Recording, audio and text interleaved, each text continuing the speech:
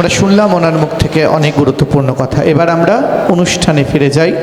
আমরা এবার সম্মানের সঙ্গে আমরা শুনব পদ্মশ্রী প্রাপক মাননীয় শ্রী গোকুল চন্দ্র দাস মহাশয়ের সম্রাট, ঢাকি সম্রাট যিনি নামে পরিচিত, তার যন্ত্রের যন্ত্রণা, যদিও তা অনেক সুখময় এবং সুমধুর, তার যন্ত্রকে আনা হোক এবং এখন পুজোর আগে আমাদের সুকান্ত ভবনের আকাশ বাতাস ঢাকের ছন্দে দুলে উঠুক।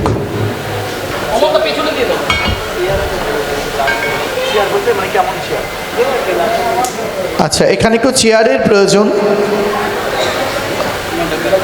চেয়ার লাগবে, একটু চেয়ার যদি এগিয়ে দেওয়া হয়। এটার প্রয়োজন নেই, না না, তোমার সুবিধে, তুমি যেভাবে স্বাচ্ছন্দ্য বোধ করবে। আমাদের সান্ধ্যকালীন অনুষ্ঠান শুরু হয়েছে। সংবর্ধনা জানানো হলো পদ্মশ্রী প্রাপক শিল্পী মাননীয় শ্রী গোকুল চন্দ্র দাস মহাশয়কে। এবার তার অনুষ্ঠান এই মঞ্চ থেকে আমরা ঢাক বাদ্যযন্ত্রটি, যদিও বাংলার অতি প্রাচীন একটি বাদ্যযন্ত্র এটি, আমরা তার সুরময় সফরে যাব। ঢাকের ছন্দে আমাদের হৃদয় দুলবে এবং সত্যি মন অনেক বেশি আমাদের বেশি আপ্লুত হবে, আনন্দময়, আনন্দ ঘন হয়ে উঠবে। এই মুহূর্তে তৈরি হচ্ছে ঢাক বাজানোর প্রিপারেশন চলছে মঞ্চে। একটু সময় চেয়ে নিচ্ছি, কারণ বাদ্যযন্ত্রগুলি অনেক বড়, সেগুলোকে আনতে হবে।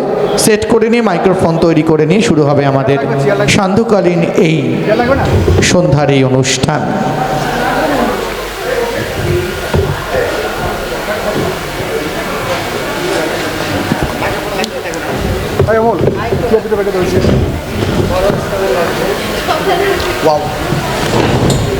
অনেকগুলো ঢাক আজ এই মঞ্চ সত্যি সম্মানিত বোধ করছে। আমাদের বুনিয়াদপুরের বুকে এই রকম একজন শিল্পী, এই মাপের একজন শিল্পীকে আমরা পেয়েছি। আমরা সত্যি অরণ্য নাট্য সংস্থার কাছে কৃতজ্ঞ। এই রকম একটি অনুষ্ঠান আমাদের সামনে উপস্থাপিত হবে, আমরা সত্যি গর্ববোধ করছি। এই সম্মান শুধু ওনার হয়ে আর রইল না, আমাদের বুনিয়াদপুরবাসীর হয়ে সবার ঘরে ঘরে সম্মান হয়ে উঠল। বাংলার ঐতিহ্য, বাংলার শিল্প, বাংলার পরিবেশ, বাংলার সৃজনে এখন এই মঞ্চ আলোড়িত হোক।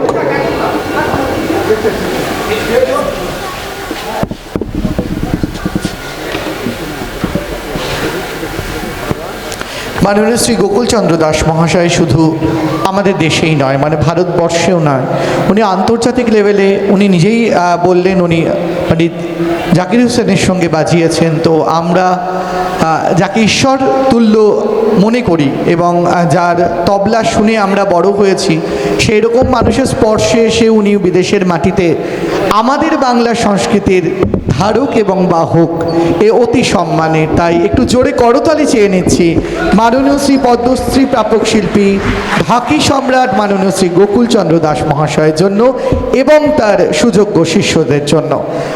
উনি শুধু নিজেই নন, উনি উত্তরসূরি হিসেবে ওনার ছাত্রছাত্রীদেরও তৈরি করছেন, কেননা ওনার পরবর্তীতে কে এই দায়ভার গ্রহণ করবে, কে এই শিল্পকে আমাদের বাঙালির হয়ে বিশ্বের দরবারে প্রতিষ্ঠিত করবে, সেই কাজে উনি একাধারে করে চলেছেন। তো গুরুর দায়িত্ব অনেক, শুধু নিজের জন্য নয়, শিষ্যদের জন্যে উনি এক এবং অদ্বিতীয়। মঞ্চে এ মুহূর্তে ঢাকি সম্রাট পদ্মশ্রী মাননীয় শ্রী গোকুল চন্দ্র দাস মহাশয়।